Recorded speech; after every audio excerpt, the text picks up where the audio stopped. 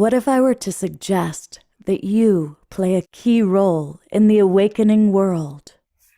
And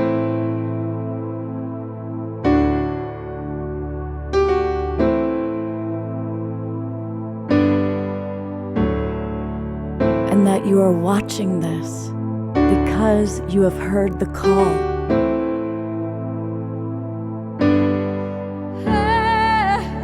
We can start right now by opening our hearts and minds.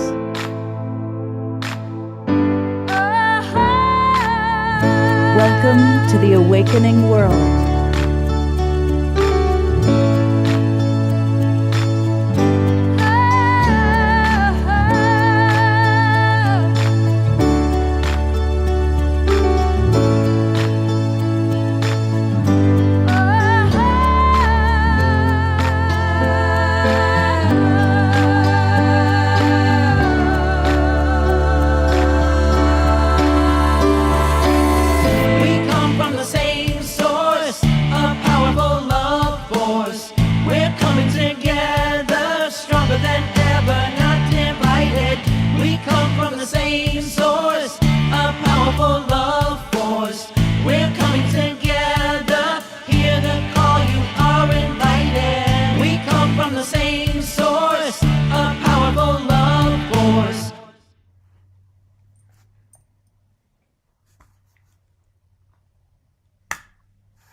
Good morning, everybody. This is Love Coach Scott Thomas, and welcome to our Sacred Sunday edition of the Awakening World. I want to welcome everybody in our Zoom room. I see some of our favorite regulars, and always let us know where you're coming from geographically. It's always good to see that. Thank you, Christine, from jumping right in there. And I also want to welcome those of you who are watching on Facebook or one of the YouTube channels. And a big hello to all of our friends on Unify. It's been a powerful and, for many of us, a very challenging week. Obviously, the war, I'm sure, is impacting all of us, breaking our hearts open with some of the images and the awareness of what's going on. And it's interesting that at the same time that much of our attention is focused on this horrific war overseas, we've dedicated this weekend, and we scheduled this 2 months ago, to really understanding what social and racial justice really means. And I want to start that. The idea for it came because I realized I have all these people that I respect, that are people of color, that are on my shows and that talk about these things, but I really don't. How can I possibly, as a privileged white man, really understand what social justice really looks like, what racial justice really means? And so I've really kind of dedicated this weekend to inviting a number of people that I have tremendous respect for to share their wisdom, to share their understanding. And the conversations have been deep. I know many of you have been with us on Friday night and Saturday night, and they were both really remarkable shows. And we're going to continue that conversation this morning, really dropping into what are some of the action steps we can take. What can we really do to make a difference? So for those of you watching on Facebook and YouTube, I want to invite you to come on into our Zoom room, because it's going to be a dynamic conversation. It's easier for us to answer your questions. I do take a look at my computer a lot and see what's going on Facebook and try and bring those thoughts and comments in. But if you can join us in the Zoom room, that would be great. And that's easy to do. Just go to globalpeacetribe.com, and register. You will get links to all of our shows for the Friday night, Saturday night, and Sunday shows, and also for some of our special events. So please do join us. All right, welcome everybody, and again, it's great to see some of our regulars. Omashar, coming all the way from Peru. Wanda, I've so appreciated your comments this weekend. I'm going to start by bringing on board I've been calling him my co-pilot for the weekend. And it's interesting to note, I first met Sharif, actually, he was referred by a very good mutual friend of ours, Vineet Allen, to be on one of our shows talking about the environment. But as I've grown to know this amazing man, he has such, I so resonate, Sharif, with your big picture vision of what we need to do and the eloquence and honesty in which you share that. So before we introduce Oshala and Dr. Marty, I'd love to just open it up to any initial thoughts you'd like to share. Well, my first and most initial thought is good morning, everybody. Good to be here again. And it's almost like being with Scott over this past 3 days. We've taken a different perspective on this common issue of racial justice, social justice, and I think now we could also add spiritual justice. Where are we going as a species, the human species? Where is the earth going, and are we going with her, or are we going against her? And right now we know that there's a large part of our human population that is definitely going in the direction of pain, the direction of negativity, the direction of our hearts are here and we're going in the other direction. And so our challenge, I think, is how do we actually start acting like we are one? How do we actually start to erase the barriers between us, because every possible barrier is an illusion? How do we actually grow into the next phase for our humanity? And in doing that, curing all of these things that we call divisions and separations, etc.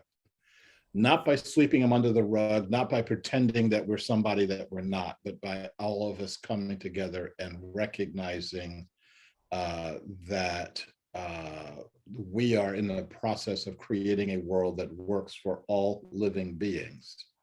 And as I said on the Saturday show, if that's not your goal, you really need to examine what your goal is. I have an awful lot more to say, and I'm going to reserve and say that at a later point in time. So, good to be with you today. Thank you so much, Sharif. And yes, of course, we're going to be hearing a lot from Sharif. Our other two presenters that we have scheduled for today are my dear friend Oshala and Dr. Marty Casey. I'm going to bring Dr. Marty on first. And many of you who are regulars have seen Dr. Marty on some of my other shows. She is the founder of the Ungun Institute. She's also a very talented and brilliant actress. And I know that she's done that. And she also recently received the Presidential Lifetime Award. And so, Dr. Marty, thank you for your work. And I invited you because it is about today's what are action steps. And you are someone who is constantly taking action steps to bring about social and racial justice. So thank you, welcome, and what are your initial thoughts that you'd like to share? Well, first of all, good morning to all. And thank you, Scott, for having me here. I'm starting to feel like I'm a regular now. And so I appreciate you in this friendship and sharing this platform. I want to keep this really brief and simple. First of all, let me tell you what I do at Ungun. Ungun Institute basically is a process that I have created that helps individuals transformationally, if you will, to disarm from trauma. The world that we live in right now is full of trauma, hurt, and pain. And we have to get to a point in a place where we are able to not only disarm that, but remove that from our systems, because that is what creates the feelings that we respond to as to the choices that we make, which tells our minds what to think, and then the mind tells the body what to do. So when I look at it from that formula that God has allowed me to create, everything that I personally do is from that space of healing. The other thing I have to say is that I come into this room with my opinion and my experiences, my belief systems. And if you can relate, I'm grateful for that. If you cannot, I ask that you respectfully understand that it comes from who I am in Black America as a Black woman who I am unapologetically acclaimed to be. I'm wearing a shirt today that says Black is not a crime. Amen. It's not a crime. And I hope that today that I can help us move forward in a positive way, becoming one, accepting each other for who we are. I want you to see Black because that's who I am. As I see white, I see red, I see yellow, I see brown, I see all of these colors because we have been made to come together to be better together. And that is our purpose. And in order for us to reach peace, which is what we say we really want to do, I want to leave you with this last thought. In order to reach peace, that means we must strengthen equality and equity. But in order to strengthen those two areas will be weakened: power and privilege. So I challenge you today to really think about what we pray for. We're praying for peace, but that means we have to balance some things out. And when it is unbalanced and you start to feel the trauma hit, you respond from that, again, from your place of experiences and belief systems and understandings. And that is where we're having some issues. And later on, I will give some action steps as to how we can begin to dance together and not step on each other's toes and get to that place of peace. Thank you, Scott, for having me. Oh, beautiful. Thank you, Dr. Amen, Dr. Casey. I want to absolutely, and all of you are invited to speak absolutely honestly from the heart. We've got a mature group of people watching. And I just want to mention before I bring up Oshala, I just was taking a look, and we've got people watching on Unify from Croatia, Spain, Portugal, all over the United States and Canada. And I really love that this is becoming, and thank you to Unify, truly a global broadcast of people from all over the world, because we all do want to learn. We all want to understand. We're all learning together. That is what is happening now. We all are learning together. In introducing Oshala, I want to start by introducing a baby that Oshala gave birth to, which is a really beautiful example of action steps. She created, along with others, the Marin City Arts Gallery. And it's an arts gallery. It's also a place where people dance and do workshops, and where Black artists, creators, teachers, entrepreneurs, makers can all come together. And there's all sorts of amazing activities going there. And to run and operate a brick and mortar building in today's time is extraordinarily difficult. I mean, that is really hard. So I just want us to take that in, because as I introduced Oshala, I can talk about how I've worked with her for many, many years. She first came to work for me when she was 21 years old. I had a theater company, and she worked with me there. We worked at the Laurel Springs camp together, Jane Fonda's ranch. And she's always been someone who takes action steps to move our world forward. So with no further ado, my friend Oshala. Greetings, everyone. I want to give props to the ancestors, and the ancestors that we all spring from, and those ancestors that populated the four roads going up out of the continent of Africa into the subcontinent of Europe, India, China, coming into the Americas. I want to acknowledge those ancestors. And all of you that are in this audience, I want you to take a moment and call your ancestors into the space. And I want you to think of a favorite ancestor that you're bringing in today and call that ancestor in. So let's just take a moment and who is that for you? Call in an ancestor that is driving who you are at this moment.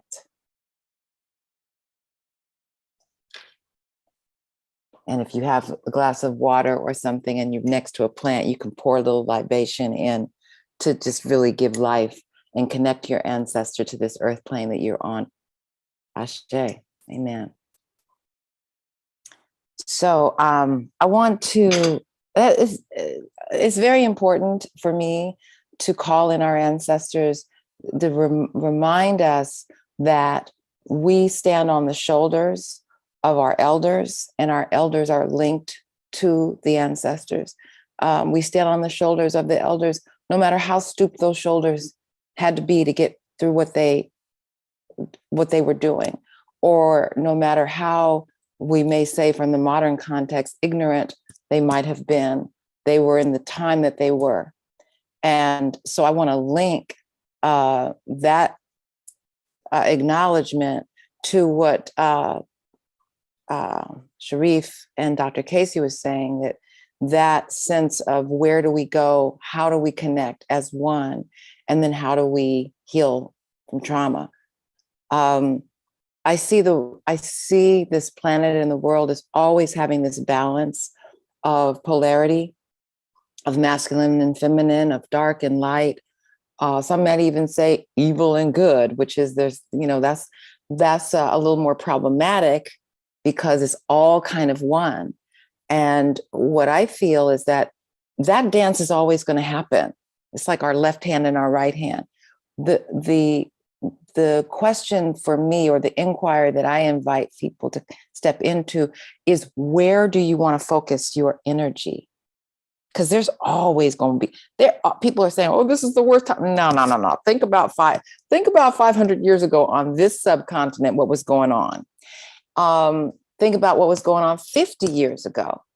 We live in the best of times. We live in the worst of times, and I feel that as long as we're on this planet, that's always going to be. Maybe it's a big experiment for us to be able to, okay, you're here. Where are you going to put your focus and attention on? And then you'll be able to have that fortitude to be able to withstand whatever comes to you. The trauma, because we live in that dance, that trauma is also going to be there. And so when we are looking at putting our focus on, where is the healing? For me, the healing is obviously in the art of collectives, cooperatives, people working together, and the arts. I feel like the arts really do bring people together. That's a big one. That's something that I've committed my entire life to. So that's how I wanted to connect all of the things that I've just heard and introduce myself. Thank you. Woo-hoo. I got to just jump in real quick, Scott, and say, why are you just now linking me up to this sister? Because she is my twin sister. Stop it.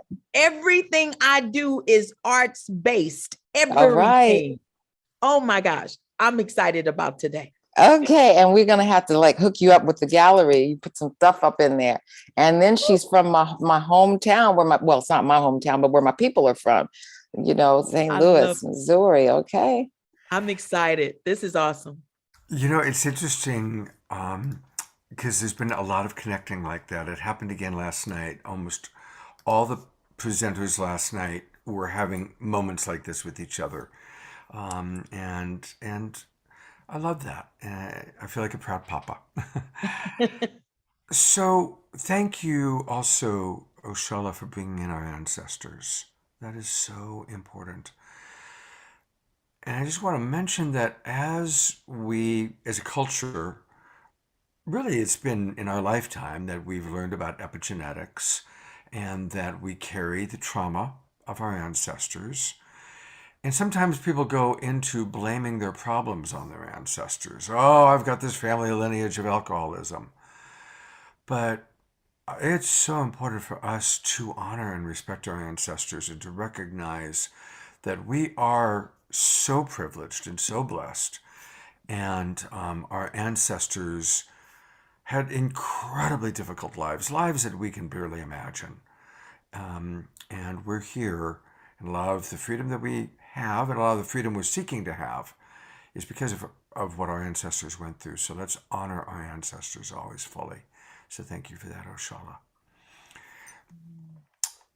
I also want to just again welcome everybody to give us questions. I am going to go through and read questions from Unify and Facebook, and of course from our Zoom room, and try and get to them as much as we possibly can. So Terry Russo has a question. I'm going to read it and then ask each of you to respond as you feel inspired. She writes, humans are so complicated. Somehow we have to pull in everyone to feel how we are all connected, just not sure how to do it. And I interpret that to mean, how can we acknowledge our own individual life, our integrity of who we are, the color of our skin, the beliefs we grew up with, the beliefs that we have, and genuinely, authentically connect with others, and specifically people of color that we have prejudice about, that we have fear of. What works and what doesn't work? And talk about what doesn't work is also equally important. So I'm just going to open it up to whoever wants to respond first. Can I jump in with that, because you had said that before, and I see this person, Nancy, that has this issue with she's saying that everyone in the world is brown, but that's a whole nother subject. But I want to say that I very much practice the second principle of Kwanzaa, Kujichagulia, and there's two terms that I am not quite that I don't embody myself, but other may embody it for me. And I also speak for others, but not for everybody. Minority is one. I am not a minority. I'm a minority in the United States of America. That's been a convenient way to keep people kind of, in a position. So I have deep conversations about what that is, to being a minority and to perpetually live your life being called a minority, and what that brings up then for like, who's the majority and what does that even mean? And the other one for me, because this is kind of recent, is the people of color. I tend to call in people's, very immediate, reality. Like I often ask people, who are your people? And your people might just, but that's just, I know in the Black community, we often just ask that, who are your people? My people from Alabama, or, people might say, oh yeah, I come from Tennessee, or yeah, my mama was, but just really those blanket terms. My experience is very different from a people of color Chinese man or an Indian woman from the sub-Indian continent. And I'm just going to be real and say that I feel like our conversation in the United States has been so painful, of not wanting to have a conversation about race, that we're willing to jump over race into like lumping everybody in, let's not talk about Black people. Let's not talk about Indigenous people. Even calling everybody brown, so what it doesn't, and Nancy, I know you're really strong about that, because I always see her typing in chat about everybody is brown. And, that could be true, but everyone doesn't acknowledge as brown. And we have to respect where people feel like they are. I don't consider myself, I use the word Black specifically because when I think of African peoples throughout the world, they may be on the continent of Africa, they may be in the islands, they may be in America. I feel like the term Blackness was really, because race is a complete construct. It doesn't really exist. It doesn't exist. But racism exists because there was a period in history where it just so happened that African peoples had we call it the Mafa, which is similar to the Holocaust. And that was very race specific. So the labels, those two labels, minority and people of color. So I use African, I use African American, I use Black, but I remind people of that ancestry that we're, rather than being a minority, we're a majority in the world. And what does that really mean for us as we work together, all work together, and Black folks working together? Because right now we're catching hell all around the world, those images in the Ukraine. So I just needed to put that in there. I just needed to say that. Well, Scott, I would like to jump in on that, because I think this is a really, really important point, and I don't want to dismiss it. I don't want to paper over it. I think Oshala has hit something right on the head, and I think that we need to be careful and respectful for that. Not only is it important for me to define me as far as I can, and considering how we did slavery in the days, I can't go too much further back than Africa or West Africa. But similarly, I think it's really important for people who refer to themselves as white to dig up their own heritage. You got a heritage. You came Amen, amen, amen. And I know there are lots of people who are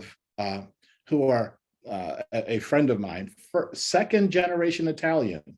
And she says, well, I'm white. It's like, no, you're second generation Italian. You've got this amazingly rich history.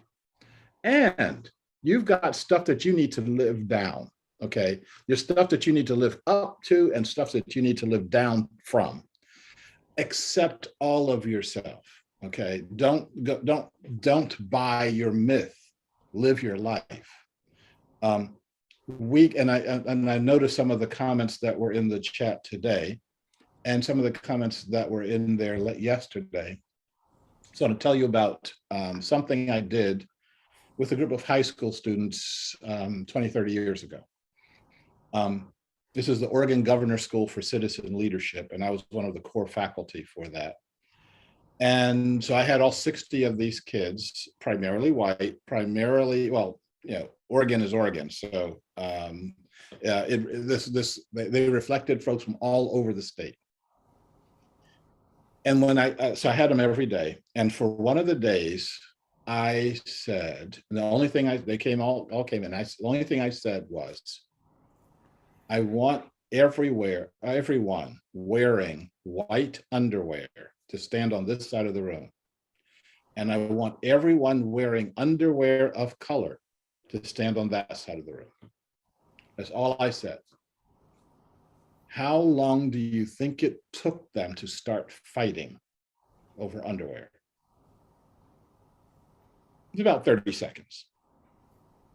And when they did this division and their cat calling and their name calling and you so such and such, etc., how long did the fight last? It lasted for 4 days, when I called a halt to it by saying, anyone who mentions underwear ever again, I will have expelled. And I did that because I was afraid it was about to become violent. They were already separate, like I don't want her as a roommate because she was wearing the wrong color underwear. All the people sitting at this table are people with colored underwear, and these people over here were the white people, And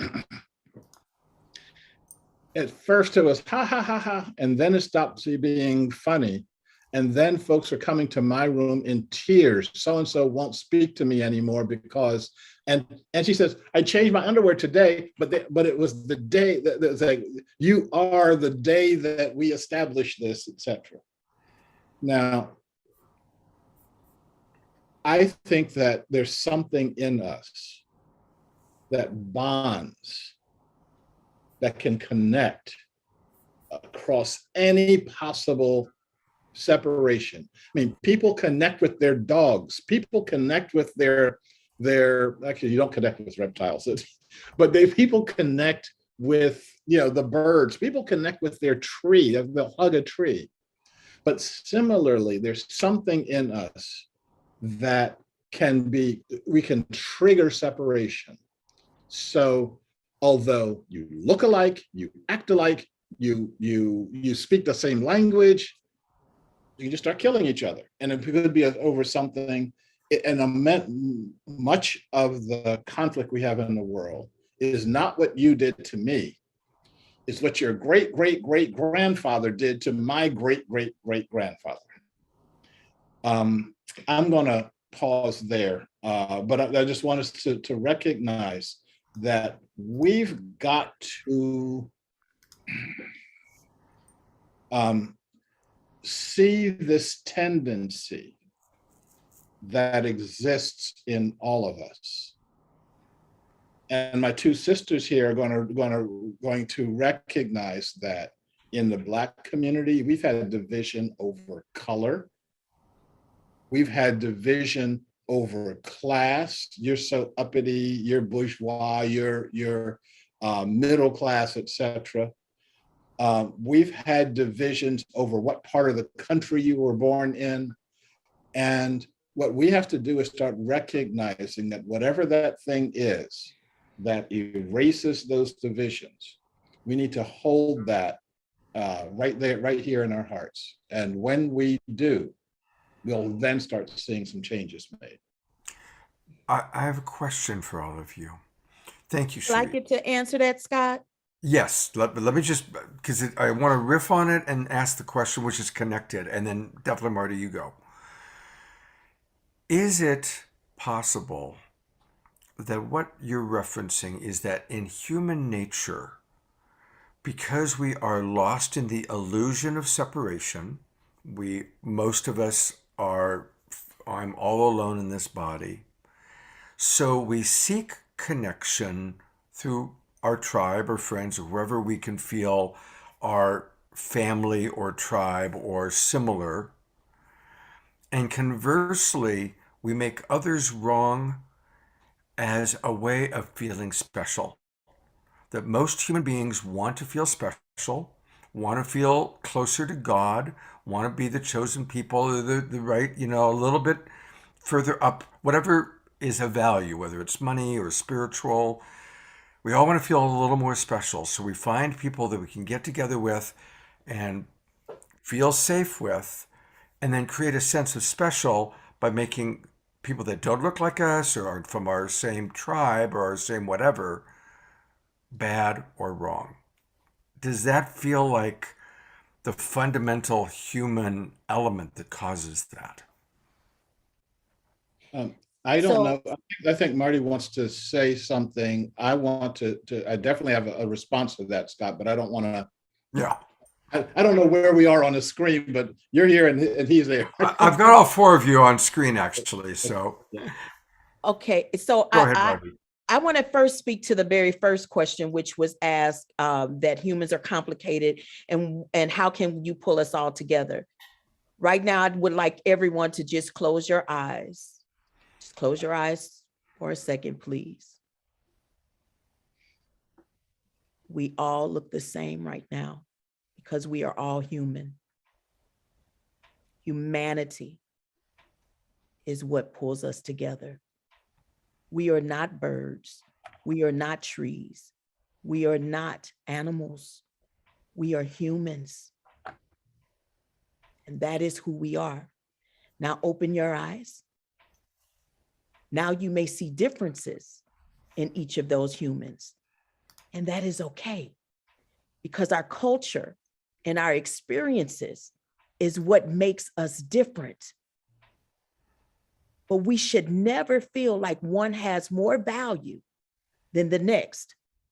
One of the greatest moments of my childhood is when they took crayons of just 8 colors to a 64 pack. That was one of my greatest childhood moments. Why? Something so simple. Why did that mean so much? Because I felt like I had more choices, more choices to create, more choices to be accepting of, to value. And why would we ever want to just have one choice? Right now, that's what's happening in the war that we're seeing. One person has made a decision, one man has made a decision to fight a whole war affecting the whole world. I want many choices. I want everybody's voice to be heard. I want every culture to move forward. So to your second question, no, Scott, I don't live in that place where I feel like I want white privilege to diminish so blacks can be higher than whites. No, I want us all to equally live in peace. And in order for that to happen, we have to always be open to the idea of not leaving anyone behind. It's not about who's out front. It's about, did we leave anybody behind? And I think if we put the focus, if we zoom in on that more often than seeing what's different, what we have that is alike, that we are all human, of the human race, we will never leave our brothers and sisters behind. Scott, I don't look anything like you. You don't look anything like me. If we were to go over our life, it probably would be totally different. But I love you like you was my own blood brother because of the way you show up in my life. And that is what we can do to connect us more.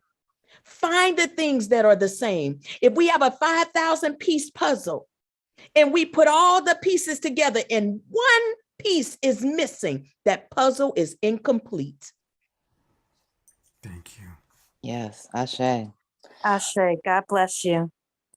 Oh, who said that? Oh, so I want to continue to flow with what Dr. Marty is saying and what Dr. Sharice. I'm having a good time just kind of taking what they've said and then move it forward because they're both coming from powerful places.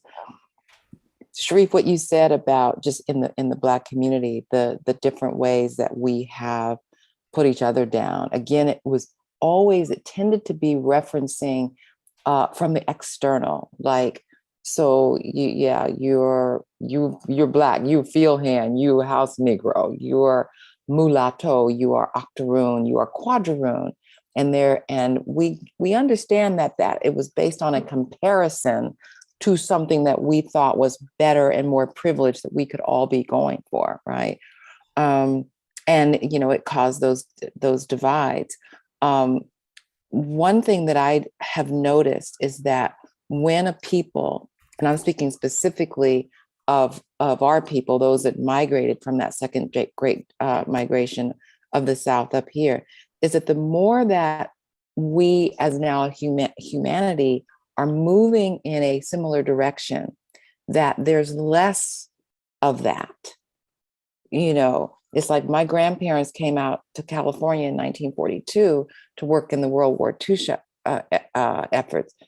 There was a lot of, nothing's ever perfect, of course, but there was a lot of, unity at that time because people were moving. They were moving in the same direction. They saw a vision. And I feel that the earth, Dr. Marty, what you were saying about, our humanity, we're not birds, we're not trees, but we are on the planet Earth. And I feel like the more that we really acknowledge that we're on the mother, and what do we do as a species to be in harmony with that in a system that has like taken us out of harmony. If we're talking about pharmaceutical companies, we're talking about just oil drilling and all the things that literally rape Mother Earth. So I do feel like there's something in nature that is the healer for us as humanity to come together. Because when Mama starts shaking and she starts blowing, it's like all that division is like, whoa, wait a minute, neighbor, can I get in your boat that you had? Can I borrow some food for my baby? Because nature is the first and the last, as it is in the beginning, so shall it be in the end. And nature is always going to have the first word, last word. Yeah. Yes, we should be very respecting of all of those things. I wasn't saying it in the sense of we're not those things or not responsible for those things, because we are. However, God made us humans. Yes. And when we close our eyes, we all are the same. Oh no, I got that. Yeah, Yeah. I wasn't refuting what you were saying.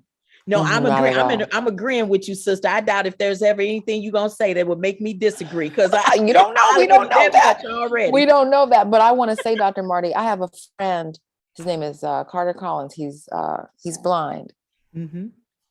He said something so deep once. He said, I had to be completely blind in order to see. Woo! Come on. See, all right. Let me tell you. So I that's cannot what you hear. know. I cannot hear in my left ear. I lost my hearing completely in my left ear when I turned 25 to a rare disease.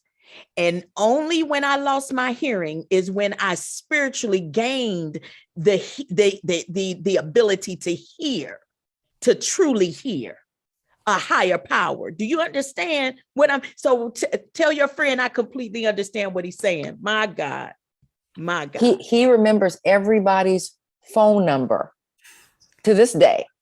Everybody's phone number that he knows is in his head. In a time where we're all like totally distracted and have so many phone numbers, to just see like, wow, when things happen that we may appear as unfortunate, total blindness, where are the blessings in that? And so that's again another thing that I point to. Things may look really horrific at this moment, but they always have, and they always will be. But things look totally beautiful, and they always have, and they always will be. Yeah. So, I have my two hands right now. Oh, if one got cut off, that looks totally awful. And then what happens is I move on. I mean, that seems to me what life is teaching. This life teaches us. I want to connect with both of those themes here. And I have to say, I was not feeling well last night, and I'm not feeling well today, and I'm not sure I'm going to be able to be with us for the entire time we're today. You look good. Yeah, I can't help that, but can't help that. I can put a bag over my head or something. No, I'm vertical, but I'm struggling with it. Okay.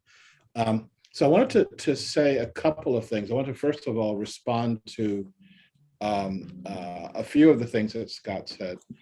I want to caution you that the point of view that you gave of us being relatively isolated, us struggling with each other, us trying to feel safe, is a middle-class American point of view. Okay. I've been to 45 countries. I've been to 120 or 130 different cultures. And there are lots and lots of cultures in the world where that, like, unsafe, what's unsafe about it? Okay. I want to give you an experience, and I don't want to call any names right now. This was a young man who came to work with me some decades ago. And he had an experience in town. This is a young white guy, and there were, and I was living in like the heart of the Black population in Portland. And one time when I was out of town, some Black guys ganged up on him and beat him up. He had a cut on his nose. And that experience has become the kind of the most shaping, the most traumatic, and the most defining experience of his life. He did a TED talk, and the whole thing is revolved around this experience. If that were true for me, that would, first time I got my butt beat, I was around 11 years old, and kind of continued for, it's kind of this growing experience. And I shrug most of them off. Okay. And so I don't want to minimize his experience, but if the worst thing that's ever happened to you in your life is, some guys beat you up while you need to have a deeper life. Okay. Having said that though, okay, I think that we do reach out to each other for lots and lots of different reasons. I think that there are, somewhere in what the scientists call junk DNA, there are all these elements that say, I want to bond with you. I want to connect with you. One of the things, as I'm traveling in the world, when I hear someone speaking American English, it's like, oh, okay, there's somebody that I can connect with. Now, if I'm at home, I may have nothing to do with those folks, but out in the middle of Poland, it's like, oh my goodness, yeah, And so I think that we can use that in order for us to connect with each other. I'm going to say two more things because, and I was going to space these out in other places, but like I said, even as I'm talking to you, I feel like I'm fading here. One of the things is Sister Oshala was mentioning bringing in the ancestors, and so I wanted to bring in, if I may, my ancestors and my descendants. Here, this is going to be interesting. So, this is Francis Lightfoot Lee, and if you know anything about American history, you know that he was one of the signers of the Declaration of Independence, and was considered a patriot in the Revolutionary War, etc. He married well, and his father-in-law gave him 500 acres in Virginia and gave him about 100 slaves. This guy, Daniel Gordon, is my great-great-grandfather. I may be missing a few greats in there, but this is the oldest descendant that I recognize, and he was a slave on the Menachem plantation owned by Francis Lightfoot Lee. They were in the same family. They were in a family that was as dysfunctional as a family can get when one's part of the family thinks it owns the other part of the family. Ooh, tell it. Ooh. And so, wow. And this is something that is this is the truth in our, not only in our personal lives, but also the truth in our social life as a country. We know Thomas Jefferson was one of the most brilliant people, one of our most brilliant presidents, was the draft of the Declaration of Independence, and said, you know, we hold these truths to be self-evident that all men are created equal, endowed by their creator with inalienable rights. You can't take the rights away. And as he's sitting in his plantation, writing these words, he looks out the window and he sees his 200 slaves working for him.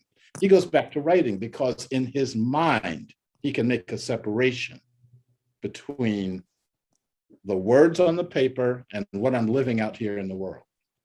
To the point that Thomas Jefferson kept his own children as slaves. The children that he had with Sally Hemings, his manservant, Thomas, was his slave, looked just like him, had the Jefferson freckles.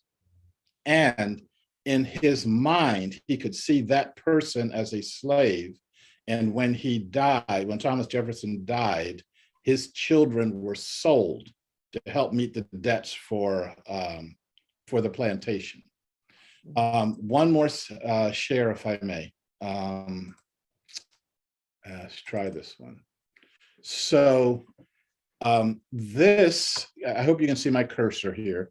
This is Daniel Gordon in his elder years, the Reverend Daniel Gordon. And he had a number of children. This is his wife over here, Mariah. And if you see this little head here, the little head is peeking out, we believe that this is this woman here. This is Gwendolyn Gordon, and married to my grandfather, William Moore. And if you're into the blues, you probably have heard some of his music. If you're not familiar with him, go to William Moore and blues, and you'll see a whole bunch of, he's a pioneer of blues. And this is one of my favorite pictures. This is me and my descendants, Khadija, Aisha, and Zainab. And we took this picture a long time ago, and we can tell that because I had hair back then. And so my personal history is tied into the history of our country. I can be both proud of Francis Lightfoot Lee as a member of my family, although he wasn't proud of me. I can recognize all of these streams that are flowing through me. I can recognize my Native American heritage. I can recognize all of these things. And that gives me, as Oshala said, something that I can reach back through time that's flowing through these veins and bring into the present. It also means I can reach back into episodes that are less than sterling, things that I would like to forget, but I'm not going to forget because that's who I am also. On Friday, or was it Saturday, there was a person who was participating who had done work at the Auschwitz concentration camp.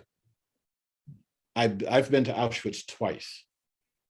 And if you want a feeling of how human beings can be inhuman to other beings, go to Auschwitz.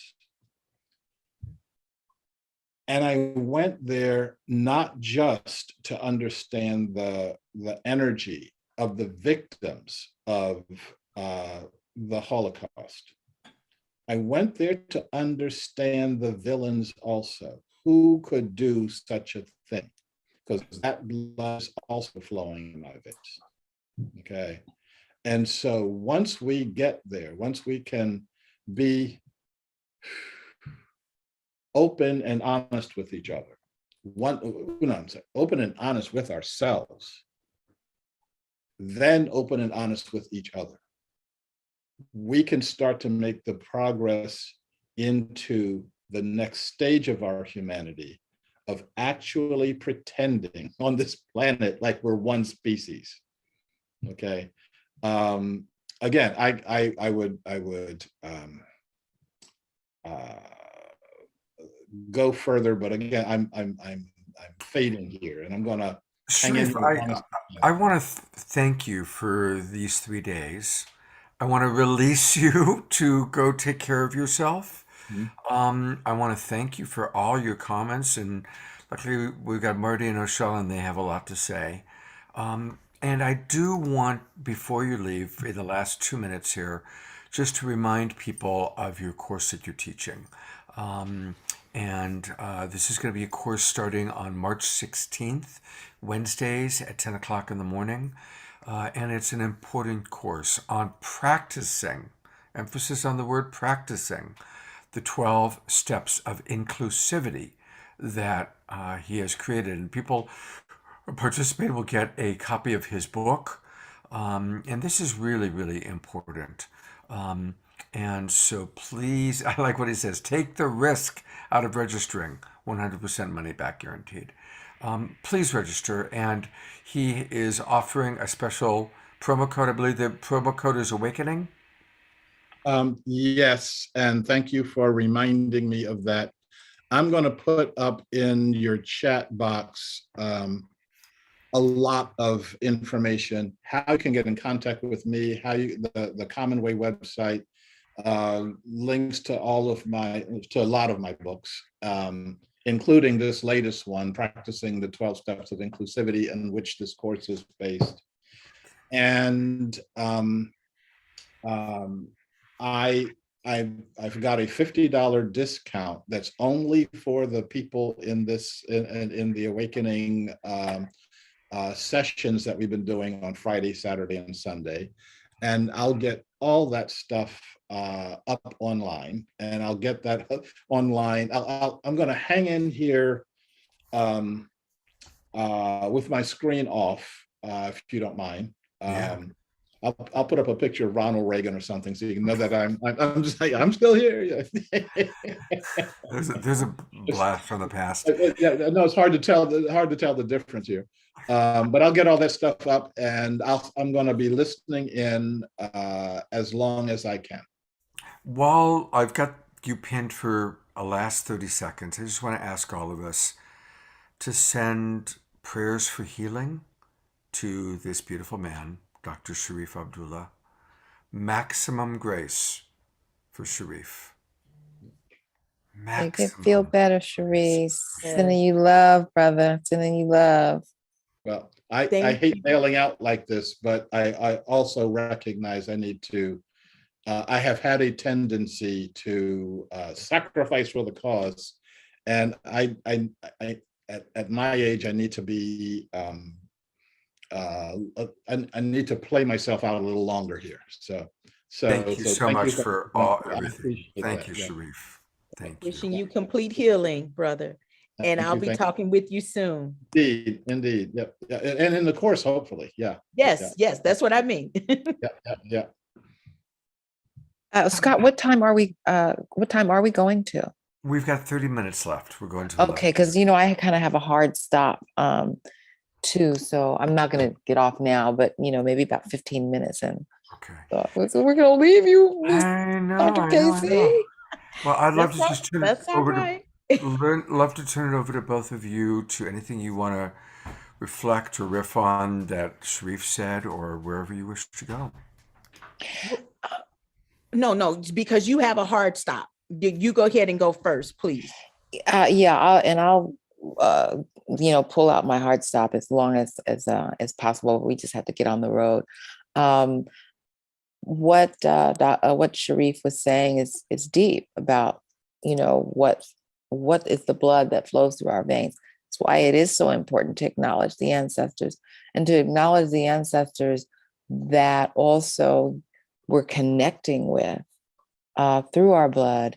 I mean, when I did my my DNA, I'm 89%, of African descent, West African descent, 12%, 2% Native American, 12% European, specifically coming from Ireland and England, right?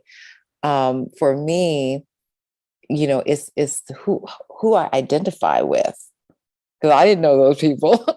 I'm gonna just be honest with you. Or anybody, it's like, but I very much, I want to link that to what I said at the beginning of the show, is that there's always going to be horrific, awful things happening, and there's always going to be magical things happening. What do I choose to focus on? Yes, I can see, Thomas Jefferson, as a great orator or whatever, but I wasn't feeling him. I'm not going to focus on him.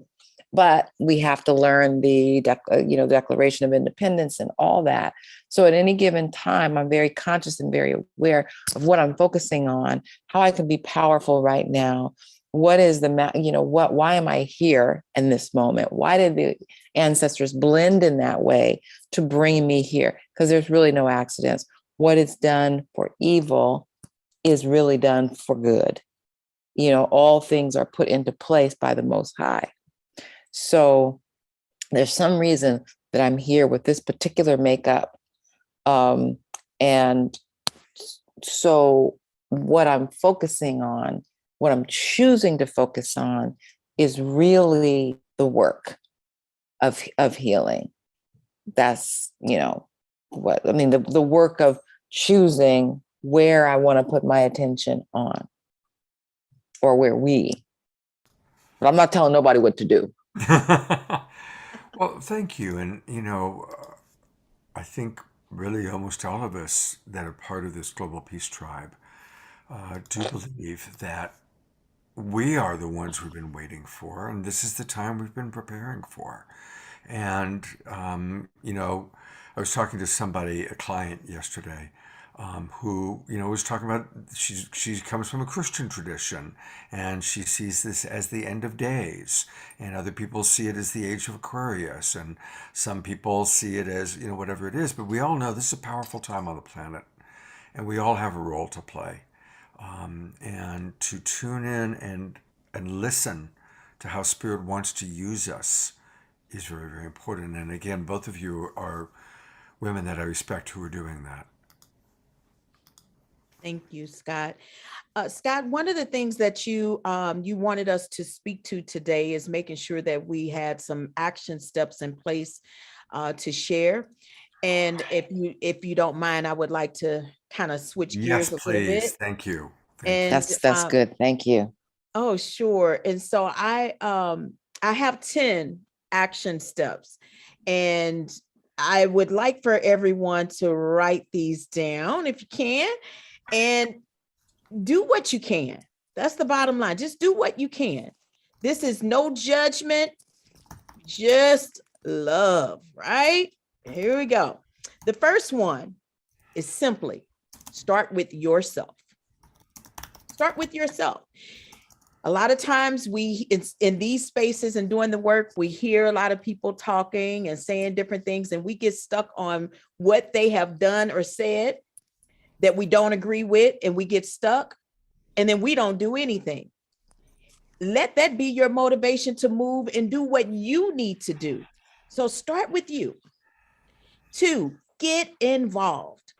How can you even really truly give an opinion if you are not involved or making yourself available to be a part of the change? We all know what most of the problems are, but are we really willing to do the work? Are you raising your hand with an answer? Get involved. Number 3, have these hard conversations. It's so important to have these conversations. You can't keep avoiding them. We have to talk about sometimes those things that is difficult to understand or even say. But if we do it respectfully, I think we can really get to the bottom line. We don't want to just focus on the problem. We have to merge into the solution. And the only way that we can do that is by communication and having these conversations. So Scott, kudos to you for building a platform that allows us to respectfully come with our differences, yet lead Amen. with a greater understanding.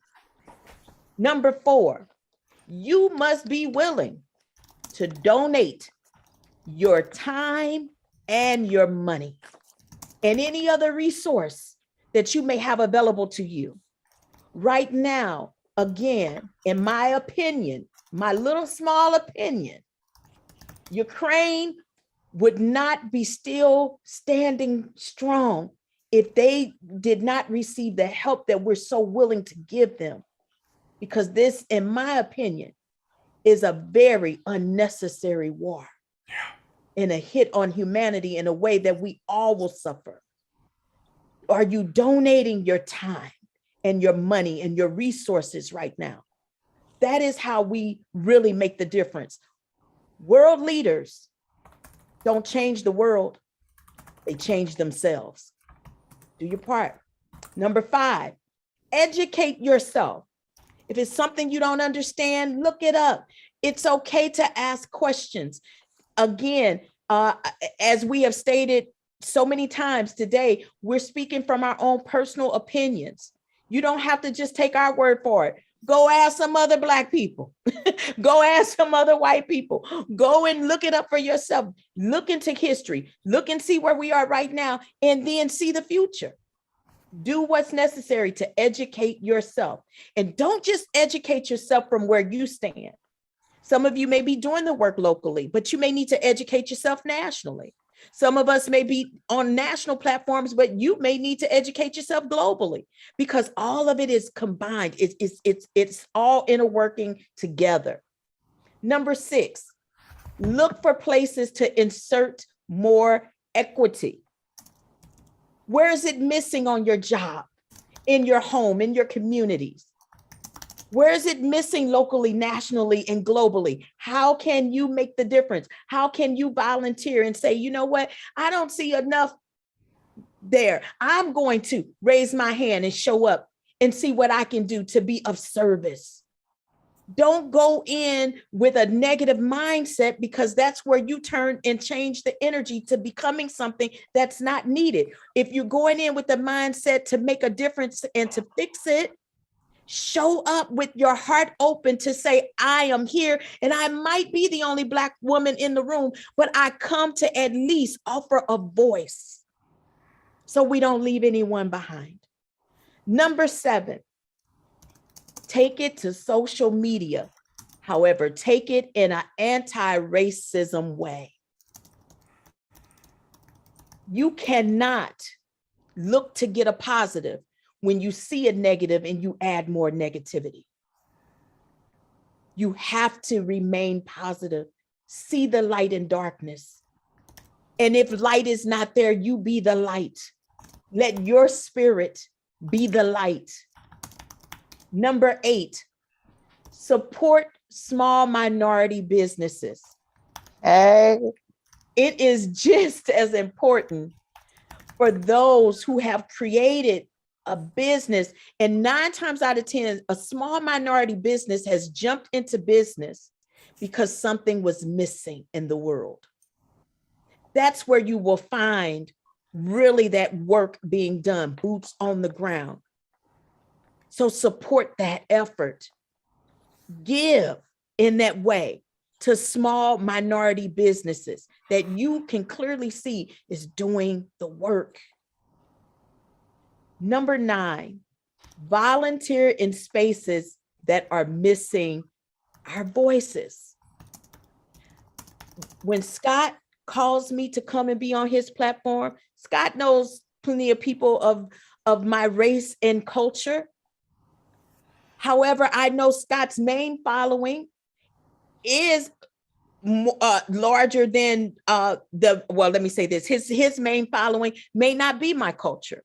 So I come and I say yes, because he's open to receive, and he's open to balance it out. So why would I not show up?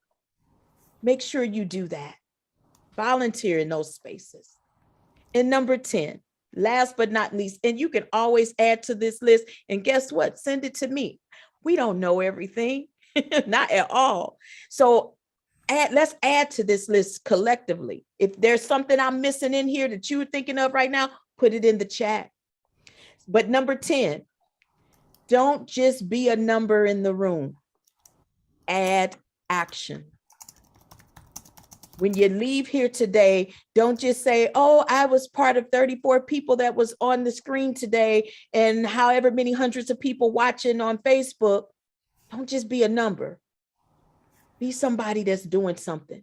Because if one person out of this 34 leave off of here today and go and do something, we're a lot further today than we were yesterday. Thank you. Whew. Thank you, Dr. Marty, for just laying it out. I wrote down all 10. I will copy and get it to Unify when I can. And you mentioned one of the number 8, supporting small businesses. And so I want to use that as a segue. We'll, of course, get to the Ungun Institute, but I want to go back to the Marin City Arts and Culture, and have Arshala tell us a little bit more about that, what it is. And I'm pulling it up. There we go. So this You can go to is- About Us. You can go to About Us so that people can just see, although I'm still working on those links, so you don't have to click through, about who we are. is The next that- one. Who we are. No, Oh, here we there are. you go. Okay, great. There we go. Yeah. So I would say there's about 75 of us and growing more and more. But it's not just artists and creators, change makers, but it's also, we just brought on a social worker who loves to do work in nature. This is about healing trauma. I really acknowledge, that for me, and I'm just going to say the word Black, that if we don't, it starts at home. And this is my work of taking personal responsibility for the things that are going on in our community. And then plus I'm an artist, and it's just more fun to, kind of bring on other artists. Nicole, she sells beautiful earrings. So you can get a lot of things online, although we're still working on our store. Feast is a fashion designer. Trevor is a journalist. And we are in Marin City. We're very locally rooted. I come from a small town. When I grew up, it was a town that was 99% folks that migrated from the South in the Second Great Migration. And so I would say, it was 99% Black people. And in Marin County, which is literally 99.9% European based. So that sense of growing up around people that had similar stories and had similar visions gave me a sense of myself. I'm going to just be honest with you that, to acknowledge, to acknowledge who I am. And that's why I'm able to show up the way that I'm able to show up strongly in all circles. Scott knows that I came to his organization as a strong, identified woman, right? And so definitely, I forget what number it was, Dr. Casey, but supporting those businesses, I'm going to say not minority though. I'm going to say support your businesses that really are rooted in community, whether they're rooted in the Black community or whether they're rooted in communities that you really support your values, whether they're eco things that support the earth. So I want to just, shout out to hers. There's a couple of things that I say in terms of things that you can do that are really concrete. and Scott may smile when I say this, I would say first thing is unplug from our local news, unplug from CNN, MSNBC. I mean, Scott and I were talking the other day, and I said, I always thought that Fox News was the evil news station. And I was like, you know what? This past 2 years, as I've been really looking at media, I've realized that, whoa, the corporate news is not our friend of the people. And that as Americans, we are really, we're really lacking. So I would say plug into international news, specifically news that's coming off the African and the Indian continent, places that, in our bubble here that we don't even hear about. There were amazing discoveries coming out of COVID early on into 2020. Rapid test was available in Senegal back in, April of 2020. Not a peep, not a report. Amazing herbal remedies that were coming out. Why did Africa fare so well? People just kind of scratched their head. Oh, I don't know. Maybe it was the sun. Maybe it was some of the scientists and the doctors that were on that continent doing stuff. But we have such implicit bias that coming out of this culture, that we know it all, that we know the best. So I would say plug in to that. I would also say understand the soft propaganda of our Hollywood system. Even then, when we're watching programs that look like they're good or look like they're integrated or just be mindful that the systems that want to control us are very clever. Think of, I'm going to go to media because media is my thing. Think of the cowboy and Indian movies when you were a child that you grew up with, whether it was John Wayne or I don't know, Scott, some of those names, not Hepburn, but the tough woman, Bonanza. I grew up watching these things, right? And just imagine that you could have an entire genocide of a group of people, horrendous things happening, and then the next generation, there's movies that glamorize it. Mm-hmm. It's actually very, very dangerous. And it's another way of mind controlling a generation. Our work is definitely influenced by the Clark study. If anybody knows the Clark study or the Brown, I'm sorry, I live next to a train track. I live next to a train track. You can hear it. Sorry if it's loud. It's not a problem. Okay. How many have heard of the black doll, white doll study? Okay. And we talked about this on Friday night. Oh, wow. That's so that and that study. Even the black people chose the white doll. Oh no, but it was the black people. That's why I'm specifically looking at. Yeah, the white people did. Oh yeah, that doll's a pretty doll because it looks like me. Right. But and these are babies. These are children. So babies don't lie. Maybe when you get to be 12, 13, you say what you think people want you to hear. But the reality is in those formative years, for whatever reason, you think, okay, yeah, we're all one as humanity, but really deep down inside of myself, because of the images that I've been fed all of my life and the story that I've been told about myself and those around me, I deep down inside, these babies feel like I'm ugly, I'm not smart, and this white person is. How does that affect us? So when we look to volunteer our time and give our time, be really mindful. If you're coming from, if you're a white person in the dominant culture that has been used to calling people minorities, be mindful of the trauma that exists in communities as you interface with those communities, because it might seem like you're doing something that's really good, but maybe the best thing to do is to support someone in that community that is doing that work rather than you showing up. I'm not going to say, well, I could say savior, but that, yeah. That just to really watch that aspect.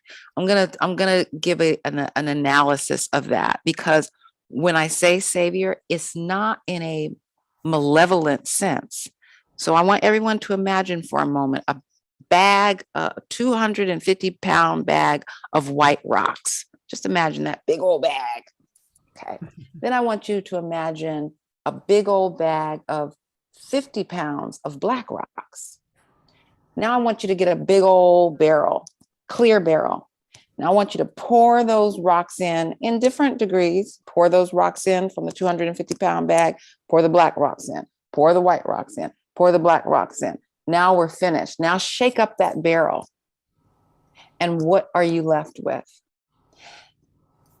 Where the story illustrates is that even with good intentions, the story that we've often told ourselves about integration, that was going to solve everything, that integration is bad, segregation is bad, and integration is good, is not, it simplifies things.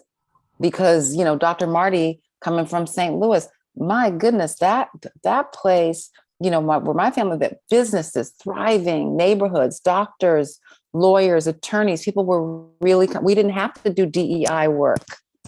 We didn't have to come from a place of wanting inclusion and equity, because we were doing it. And then those people were, of course, able to go out if the society wasn't coming from so much systemic racism, they were coming from a place of groundedness. So one of the things is just that be aware of the society that we live in, and just be mindful to be able to just feel the truth and be able to have these conversations and not have them be uncomfortable, because they're just real. It's 250 million European people who identify as white in this country, and 50 million who identify as Black. And oftentimes newly arrived immigrants are working on, you know, assimilating into the dominant cultures. And the first thing oftentimes people will notice is who's on the bottom. There's a great book called, what is it? Caste, Scott? It's called Caste by Elizabeth. CASTE. Very good Yeah. book. Yeah, it's amazing, right? And it's specifically about America, and our history here in it. Because when you go, as Sharif was saying, when you go to other parts of the world, there's so many different realities, but colorism is definitely in there as part of the caste. So my work is specifically about creating safe spaces for Black people to be and to share and connect with other people. And so I would say support organizations that create spaces of safety for their communities. Support those organizations. Let's see, understand the clear study. So that's pretty much my list. Those unplugging. Oh, and curate your own media. You know, I mean, I have gone through so many layers of decolonizing my mind and deconstructing all the lies that have been fed into my head. And it's a daily thing to not turn on those things that I'm supposed to turn on. It's like, so how do I get these other medias? How do I get that media from India? How do I get these things? Part of it is having part of your brain be emptied of all the stuff that we feel are the experts, because the story is a lot more complex. And I live with an African, so I see the news coming from a completely different place, because from an international place, it don't look the same as the news we get at all. Not at all. And I was in Ukraine, and when it was USSR, right at Glasnost. And so the people who live in that area, they're cousins. They're cousins, Ukraine, Russia. And so from a geopolitical place, the complexities of that situation, there's a lot of complexity there, and there's a lot of complexity to our system. So I would say that before we focus so out there, focus here. Because we ain't angels here in how we've treated the rest of the world, lest we forget. Shayla, before you go, can I just share something with you? Because I know you have a hard stop, but I want to share this. Please do. Ooh. On yesterday, I received a resolution here in my city from the Black Caucus, Resolution 193. And in this very top one there, if you can see that word, is a word that I've coined called activist. I am an activist. I am a professional actress and an activist. Yes. And I am determined to only use my voice and my gifts to not only preserve our history, but bridge us to a better future. And again, the way that we do that is by way of what you just shined a light on so eloquently in the beginning of this, is that we have to be aware of what is being created and what's being shown on media and through our movies and our songs and all of these forms and tunnels of how we allow these stories to come back inside of us. And so as an activist, it is important to me, and I am calling all others in the world of artistry to do the same. And like I said, that is now a part of the Resolution 193 here from the Black Caucus in St. Louis, Missouri. So that is etched in history. And that's the very first thing. It says, whereas Dr. Marty K. Casey, performance artist and activist, has procreated and given meaning to a new word, activist. And so I invite you in the space that you create, my sister, to please use that as much as you can, motivating the artists where you are and beyond to always put that word first. Being an activist or an activist, it is so important that you consider who we are and where we're trying to go and the stories that we tell, that we are responsible in that manner of telling the truth, telling the stories in truth and giving it a place of growth, not to harm anyone else, but to help us to elevate in a greater place than where we are right now. So thank you for bringing that up. Well, let me just say, Dr. Marty, you say the artist where I am and beyond. No, you are, you are one of us now. No, you're going to be with MC Arts and Culture. Come on now. No, really. It's not just a local. No, we like, no. We're having a sister city in Ghana called Elmina. And we're like, oh yeah, no. So connections. So thank you, Scott, for bringing us, get everybody on this call. Really, thank you and blessings to you all for just sitting and having these conversations. Let's just keep on keeping it real. Can we keep it real? Keep it real. Can we keep it real? Can we? We don't all have to agree, but I'll tell you one thing I've noticed about international media that's not happening here anymore is debate. Mm. Even during COVID, I didn't see anybody debating here. It's like, whatever happened? It's like, what's going on? The debate's fake. It's like, well, there's no debate because everybody was right. Right. or just yeah. And what's fascinating, and I'll drop it, I'll give you the address of this really good. Yesterday we were watching an Indian news outlet. They're actually one of the few that are on the ground right now in Ukraine, like the old war reporters out there. The bombs are in the back. They're on the ground. But they were the gentleman was hosting a debate with some American civil servants and other people. And I mean, and of course they were, going back and forth, but it was amazing. Like, no, they didn't agree. Absolutely, they did not agree. But it wasn't like a soft not agreeing. They were some really issues that were really serious. And the debate is not about one side being right or wrong. It's about the public being educated as a result of hearing those debates. CNN is not giving us those debates. MSNBC is not giving us those debates. It's an illusion. So I would say, Scott, you when you talk about like the illusions of where we're at in general, our media is an illusion. Those stations that I just mentioned, and I used to be there not too long ago, but I've learned, and it's pretty scary. So I would say that that's a big one for all of us, and on this call, and for all of you to even be on this call, taking your time, pass this on to your children and have conversations with them about these conversations. Thank So you. I do have a hard stop, but oh my goodness, I just We'll let you go. We'll let you go. We love you, Bye-bye. Oshala. See you, sister. Wow. all right, God bless Thank you, you. everyone. everybody. Please do support. We're going to go talk about the Ungun Institute next. But again, We'll talk, Dr. Marty. Bye-bye. Yes. Um, Bye-bye. Love you. so please support the Marin City Arts and Culture. I've put the link in and I'll put it in one more time. We're going to hear all about the Ungun Institute. And we are going to conclude by bringing Dr. Brenda is with us. Dr. Brenda Wade is with us. We're going to talk about a very special program that we've added for tonight. And then we'll conclude with a prayer for peace.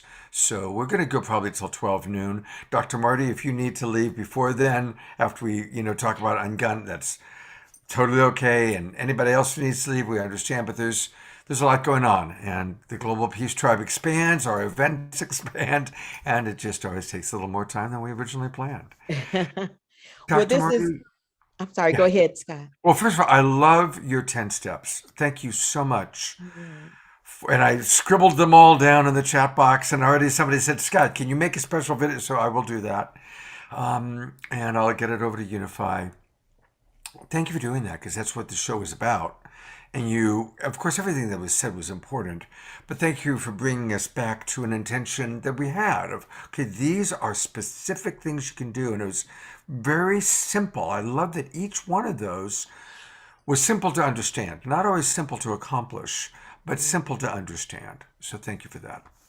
My pleasure. And I went to gallery view because I like to see faces. And first of all, I do see Dr. Brenda in her beautiful blue this morning. Hello, sister. Good to be in this room, in this space with you this morning. Oh, and I see Christy Michaels. Oh my gosh. Hi, Christy. Good morning. Scott, I have to tell you, because you had me on this show, and we got to bring Christy forward here. Because you had I've me spotlighted Christy and Dr. Brenda. So Randy, okay, I have it on gallery view on my screen right now because I just like to see everyone. That's where I really draw from the energy of it being inclusive to everyone. But I understand why you're doing what you're doing. But I have to just share that you had me on, I think, a month and a half ago or so. Martin Luther King weekend. Okay. And Christy Michaels was listening in as she's doing right now. And she contacted me after the show.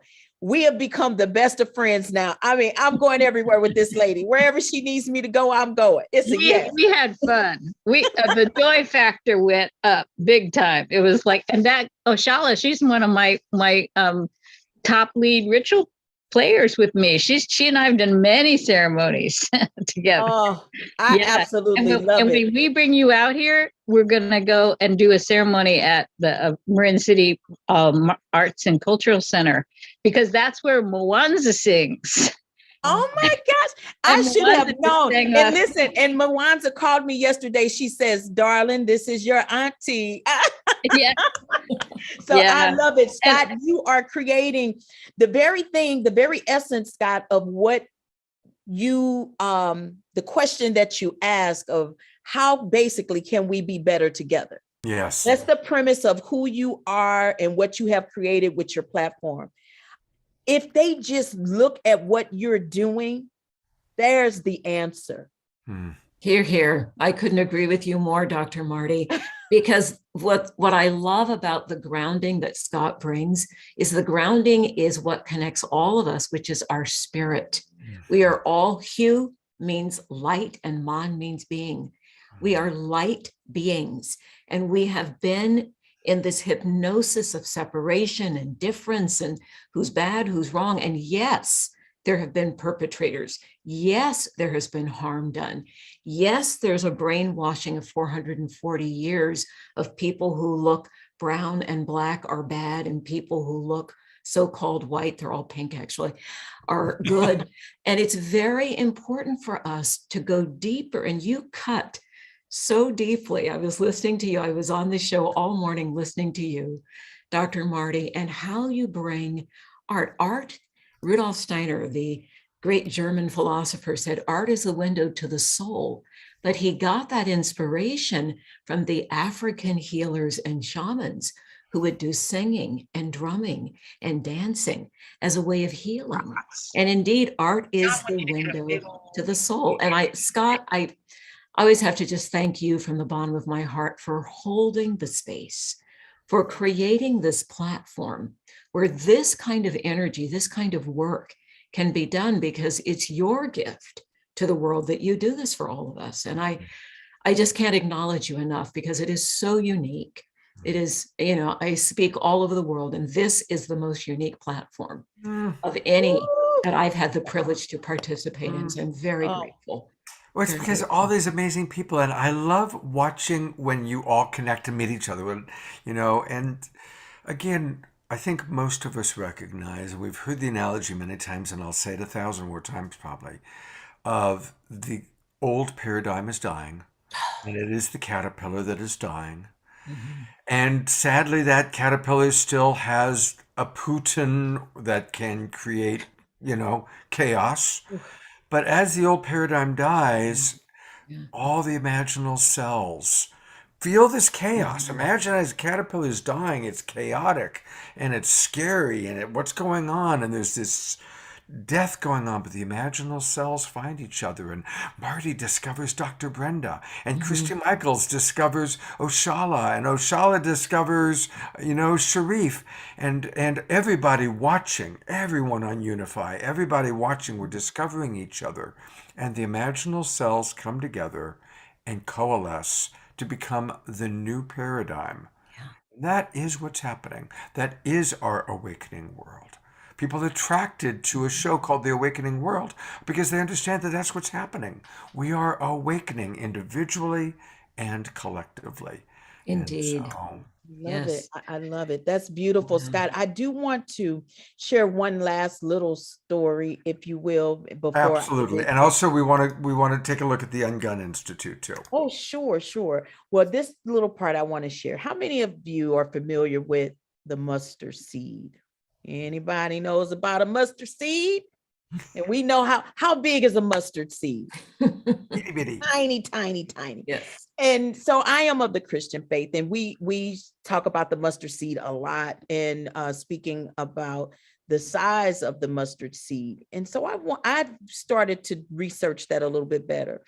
And what I was seeing is that it's not about the size. Mm-hmm. It's not about the size of the mustard seed. What's the brilliance of the mustard seed is the fact that it's the conditions in which it can grow. The mustard seed is like one of the only seeds that really can grow in almost any extreme condition, being real cold or really warm. It needs very little light, very little water. And when the mustard seed grows, it grows into a plant, a size tree, the size of a tree. It's like almost 6 feet tall. So imagine this little bitty seed growing this great big plant, towering over other plants in the garden. Some of us are scared to grow from a place of chaos and darkness. And if you knew that you will grow into something so big and loved and useful, don't allow conditions to scare you. If I was a person that only showed up in good conditions, you would not have ever met me. Yeah. I am a Black woman born in bad conditions. I was born with skin cancer, and the doctors told my parents I wouldn't even live to be 5 years old. But I had a praying great-grandmother, and she began to lay hands on me and speak life over me. And at 51, I'm still here today.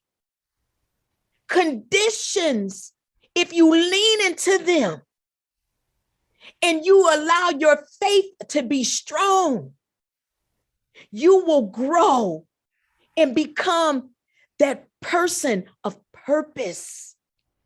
Your purpose lies in the conditions in which you grow. People of Ukraine will become one of the strongest people on this earth because of the conditions that they're leaning into right now. Black people coming from slavery, we are some of the most,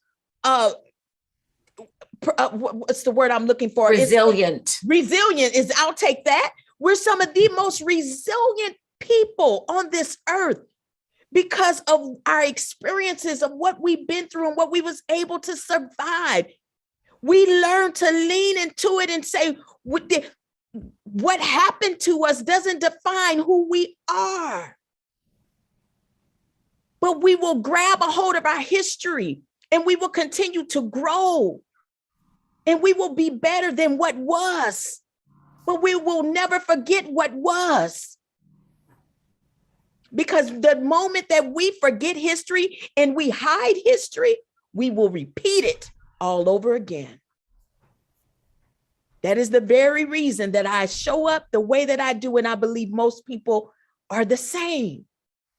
So I say to you, if you have the faith of a mustard seed, the faith of a little bitty seed, and you lean into the conditions, if it's dark, you be the light. You need water, who's pouring into you? Look around and see who's pouring into you. Is it Fox News? Is it CNN? Who's pouring into you? And if who's pouring into you is not what you need to grow, then you let your tears flow and you pour into yourself. You wet yourself, but you continue to grow. I want to leave with this last little thing, and this is it. I have the faith to see the invisible, expect the incredible, receive the impossible, faith that can conquer anything, faith to uproot our problems, faith to know God, He can solve them, faith to envision my freedom. I have faith that can conquer anything. Faith to reach the unreachable. Faith to fight the unbeatable. Faith to remove the unmovable. Faith that stands the invincible, faith that can conquer anything. Let's hold on to the faith, because I'm telling you right now, we may be at war, but we shall reach peace if we just have faith the size of a mustard seed. We can see this war come to an end, and we all can live in peace because we are all made out of love.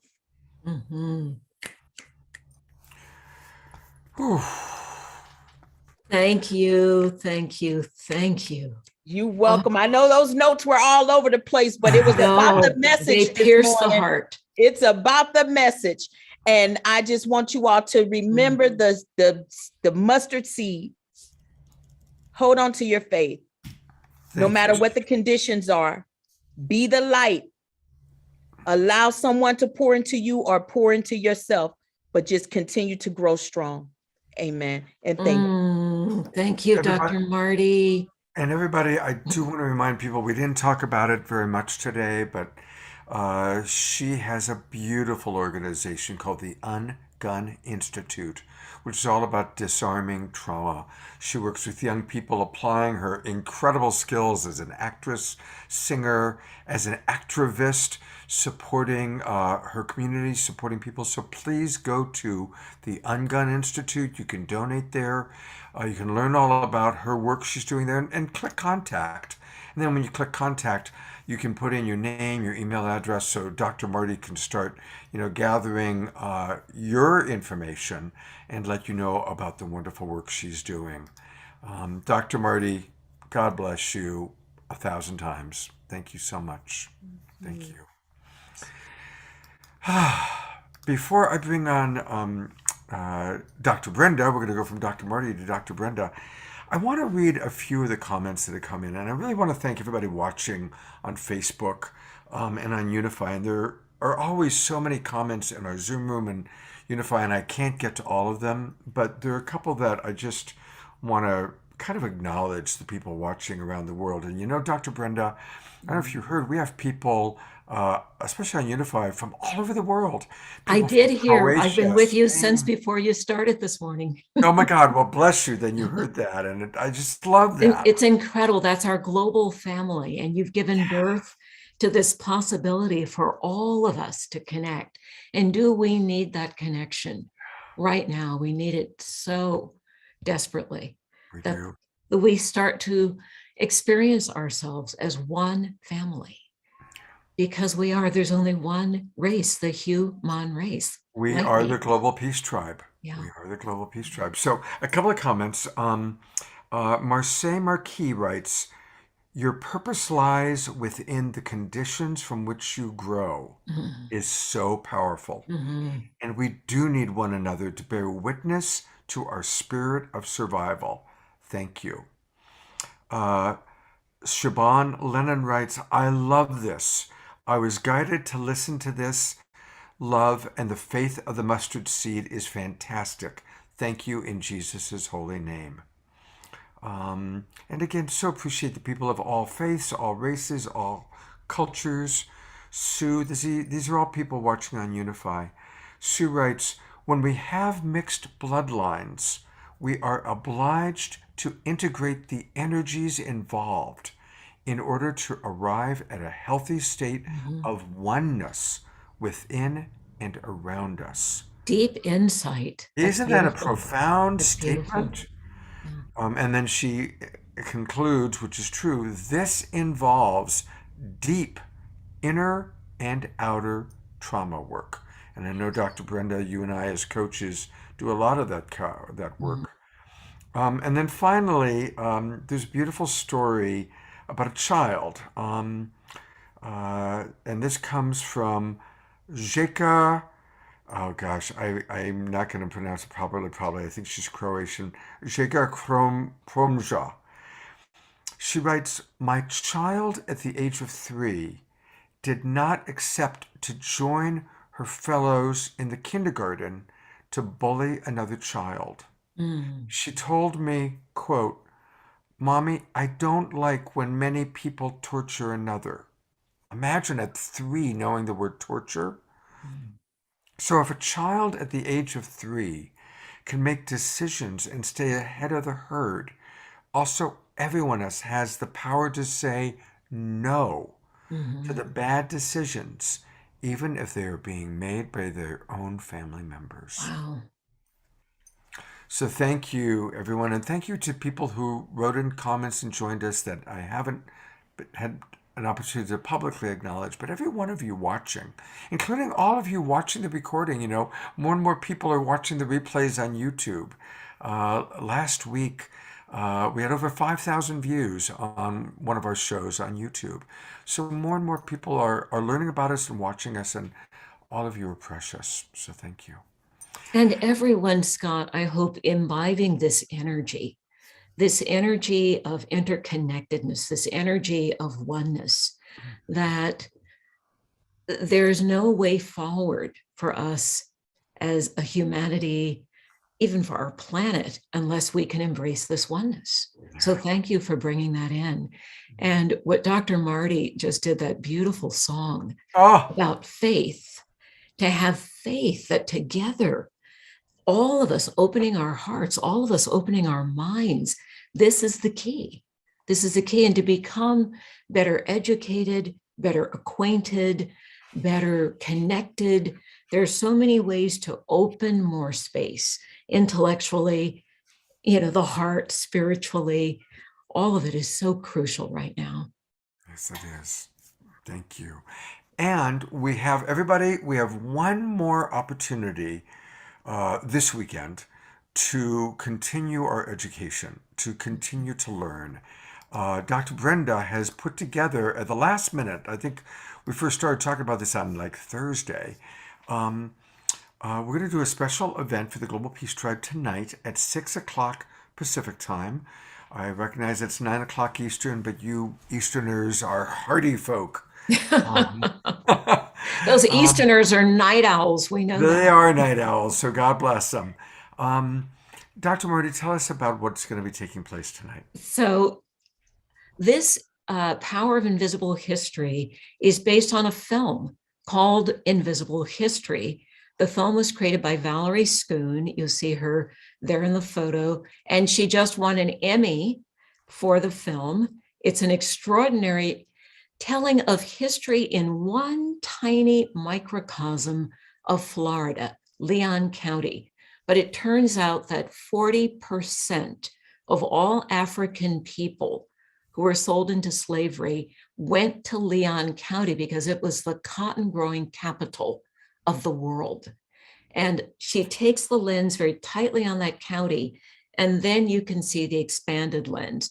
We also have Lindbergh Porter, who is a very prominent attorney who is working in the state of Mississippi right now on doing everything possible to revert from this, I can't even get the words out because it upsets me so much, the voter suppression that's going on, and to find a way for people of color to be able to vote again. Turns out Cecile Schoon will not be able to join us, Scott. I just got that word. She's the president of the Florida State chapter of the League of Women Voters. And most of you may not know, but because I just learned this myself a couple of years ago, the League of Women Voters is bipartisan. The only thing they care about, it's not your political party, it's that everyone gets to vote. And you all know that 40% of the laws passed in the South right now are laws making it harder for Black people to vote. We've gone back to the pre-1964 Voter Rights Act. So we're now back before 1964 with these laws. 40% of all the ballots that have been mailed in Mississippi have been sent back because there's a tiny little box on the back of the ballot down in a corner where if you don't put all the information, copy of birth certificate, social security number, other things that many people don't even have, people who are indigent or elders. And so their ballots are sent back. They can't vote because those laws were just put into place, and there are all sorts of repressive laws. So this is what we'll be talking about, but I have to, in all honesty and humility, tell you, until I saw Val's film, I didn't fully understand how financial disparities actually were created. I assumed, of course, from enslavement, there was a steep climb to get to parity, but there's so much more to the story. And she interviews figures who are absolutely historic in the documentary. She has footage.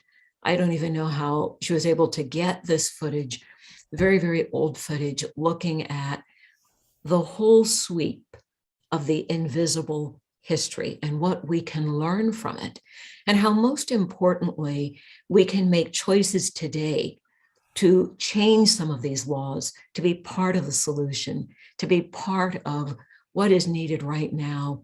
And I call it being woke, just being aware, being educated, being informed, so that we can be part of the solution, not, as Dr. King used to say, part of the problem.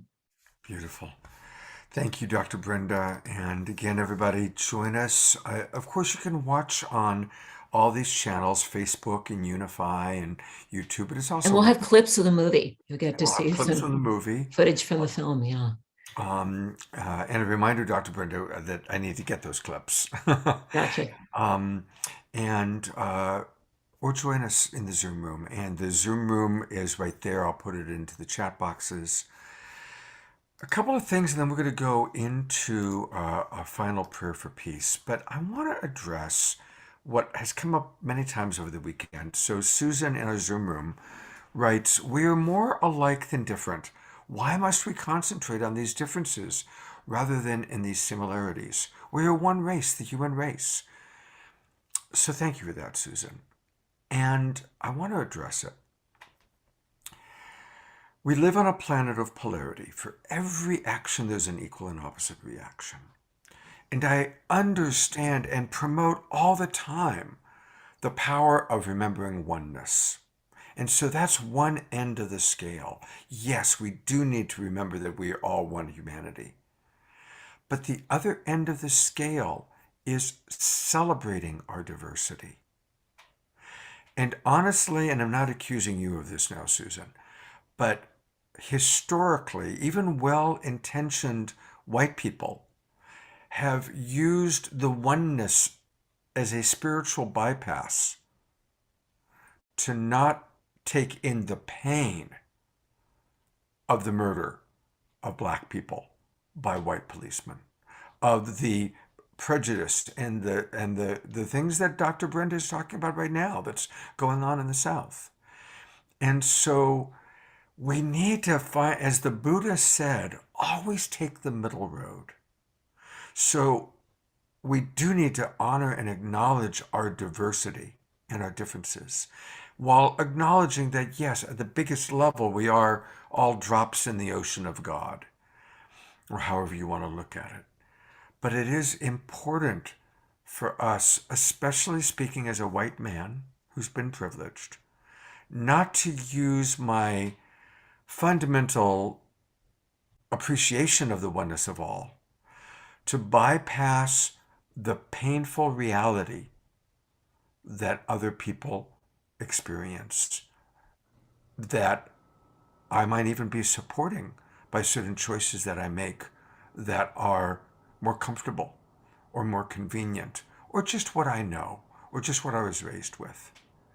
And so that's why we have these conversations. That's why on the Awakening World, yes, 1 week we're talking about oneness, but at the same time, we do need to talk about social and racial justice, right? There's work to be done. And yes, let's abide in the remembrance of our divinity and that we are all one with God.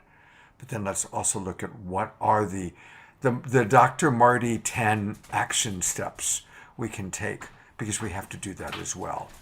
So that's kind of my response to you, Susan, and thank you so much. If I can add something to what you said, Scott, behind you, you have beautiful plants. Each one of those plants is contributing something that's different. And if you're being oppressed, if you're being suppressed, if you're under attack as a human, you can't give all of your gifts in the world. There's so much more that a Dr. Marty can do.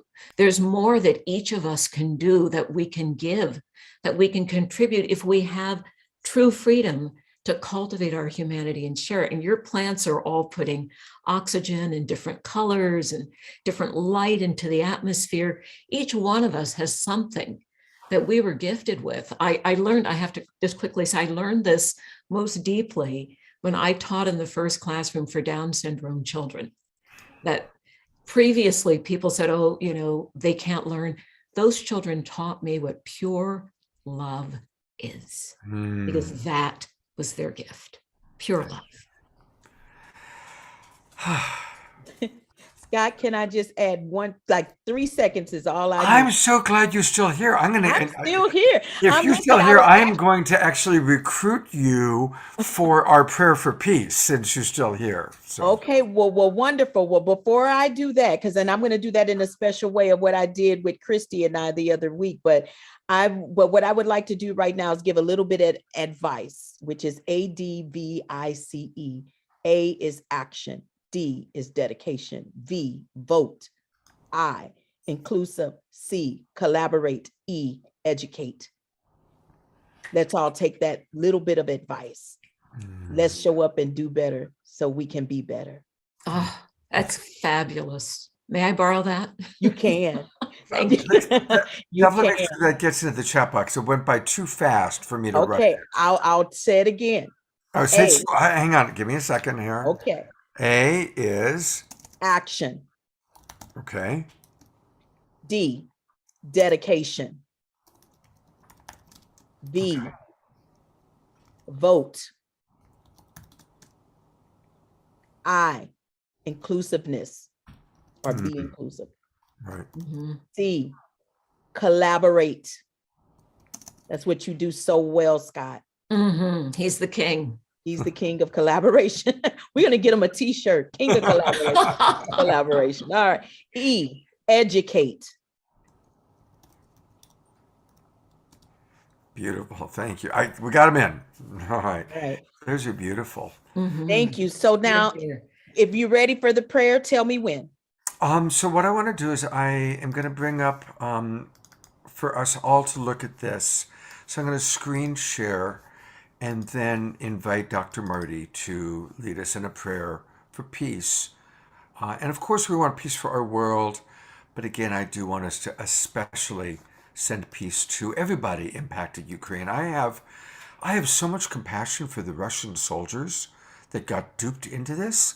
These kids who thought that they were in a training exercise, and all of a sudden they're being asked to shoot and kill their cousins and their close family members, because the Ukraine and Russia are their cousins, and they don't want to be there. So, this is peace for Ukraine. To me, means anybody who is impacted by Putin's war. And I hope that it goes down in the history books as Putin's war, because as best as I can tell, he's about the only person who wants this to be happening.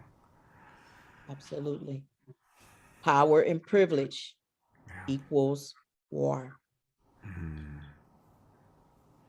So go ahead, Dr. Marty. I turn it over to you. So, thank you. So what I would like for us to do right now, I want to be inclusive. I can't teach something that I'm not willing to do.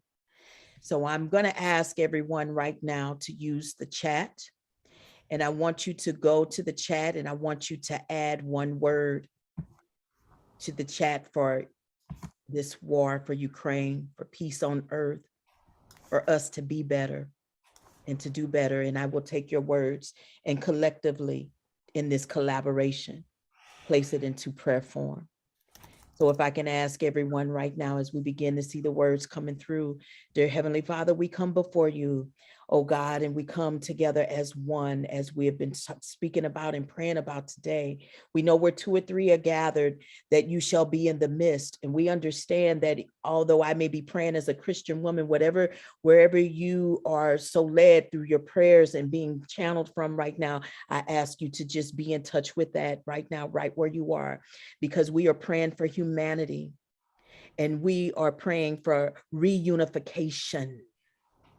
It's so important for us to have reunification all around the world, globally, nationally, and locally, and even in our homes. Reunification, it is so important. Peace. In order for us to even reach peace, we understand we're going to have to even the playing field in some sort of way. That means somebody's got to give up something in order for somebody to gain something. And then together we will and we shall live in peace. May peace prevail on earth. And we understand that even with forgiveness, that's a place where we can start right now today. I ask that you forgive anyone who has caused any harm intentionally or unintentionally against you or your family. Even forgive yourself. There are some things that we are holding on where we have not even forgiven ourselves. And so therefore that block doesn't even allow us to be channeled for the forgiveness to flow in and outwardly through us to forgive others. We must live at a place where we will see peace on earth in order to leave a peaceful earth with the bees and the trees and the water and everything in between for our children and our children's children. We must see peace on earth and be together in doing this. It has to be bigger than one person, bigger than one nation. It has to be, the oneness has to be who we are, unified together on this earth. And therefore, I believe miracles will fall. Miracles will fall. We can create miracles right now if we just love thy neighbor. If we love thy neighbor, some of us are living next door to people we've been living next door to them for years, and we don't even bother to speak. We don't even know their names anymore. Let's start creating those miracles, because we know that through those miracles, and if we're able to keep the faith, if we're able to just keep the faith, we will see peace on earth. And I know that we can do that because we are compassionate people. That is what God intended us to be through humanity, compassionate people, because we are the overseers of this earth to make sure that the water is healthy and flowing, and the trees are healthy and growing, and all of the animals are healthy and growing. Everybody has purpose. Love and unity is necessary, because we are one of them. We're all of them. We are all of these things on earth. We are one. So if we just take a pause right now and we notice the breaths of each of us as our chest begins to rise and fall. I know that you are alive and you deserve to live. And I know that we can choose to love one another, because when our eyes are closed, we see each other the same. Sometimes our eyes being open, it fails us because we start to zoom in on things that's not necessary to see. So the very moment that you start to feel disconnected and stand in a place of judgment of your brother and sister standing next to you, close your eyes so you can become one with them. That's a sacredness that we can practice. It's an action that we can take because we are worthy. And I know today, as we have built this collective prayer, that when we leave this space, we will all have the courage to do these things today. Amen. Amen. Thank you so much, Dr. Marty. Thank you. Ashe. I so appreciate that everybody wrote their words, and I'm just going to read the words so everybody who took the time to write a word feels heard. And as I read each word, let's just bless it and imagine it and send it out to our world, and especially to Ukraine. A woman, courage, worthy, action, sacredness, choice, notice, pause. We are one with them. Somebody cheated and used multiple words. Love, unity, compassion, faith, miracles. Love thy neighbor. Together, peace on earth, forgiveness, peace, reunification, humanity. These are the words that are our intentions. These are the words that bring us together. These are the words that each of you longs for. And that's what we are, doing our best each and every day, moment by moment, to co-create. Thank you, Dr. Marty. Thank you, Dr. Brenda. Thank you, people coming from all over the world. Omashar, all the way in Peru, and Christy just down the road in Marin County, and everybody else. God's blessings.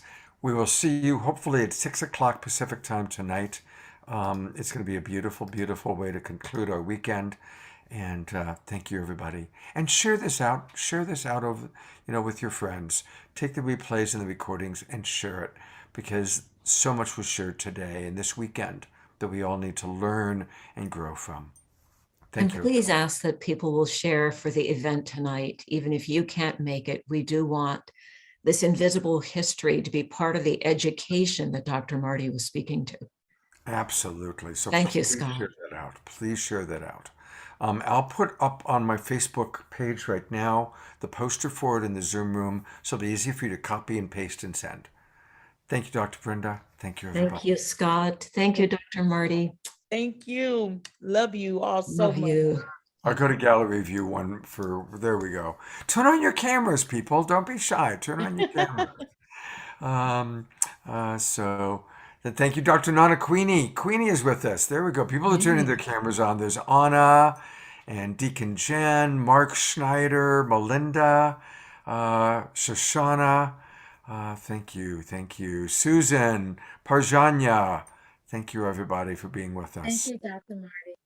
Oh, God bless your soul. Deacon, thank you so much, Jen. You have been so awesome and beautiful in the chat. Thank you so much. Blessings to you. Reach out to me learned anytime. a lot on this live, and we should have more of these connections with each other. Scott, someone is asking if you can put the info in the chat.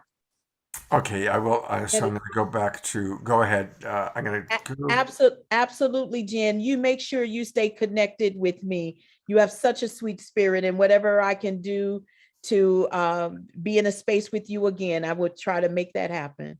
Yes, surely. And Melinda, Melinda's praying right now. I noticed you the entire time as well. And my spirit is being drawn to you right now. I just want to ask, is there anything that you would like to share of what this experience has been for you today?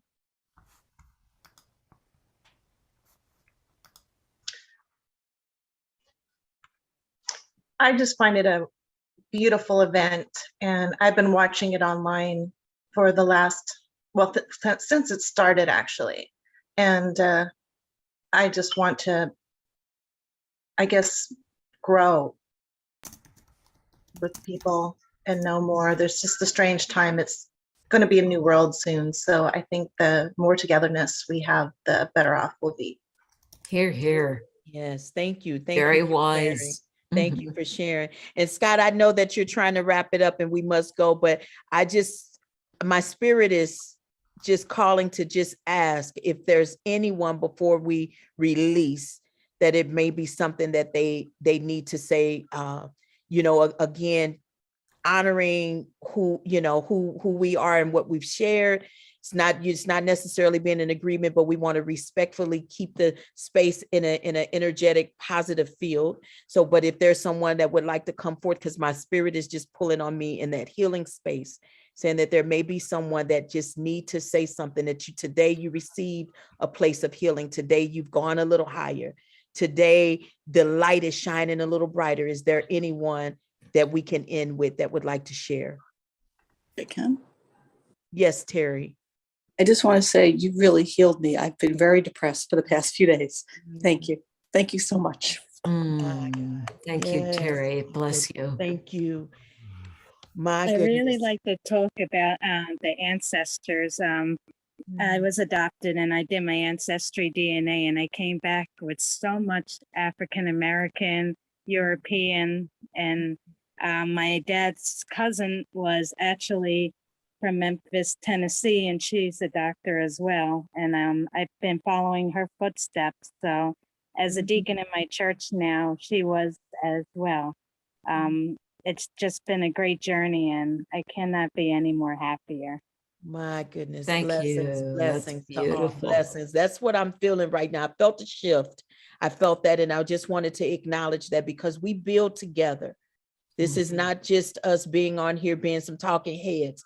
We're on here because we can build together. And I appreciate you all pouring back into us by sharing what has transformed with you in these last couple of hours. Scott, you should be smiling from the inside out because, sir, this is what it's all about. And you have created this safe space for this to happen. Blessings to you, Scott. Yes, amen. Thank you. And I need to go eat.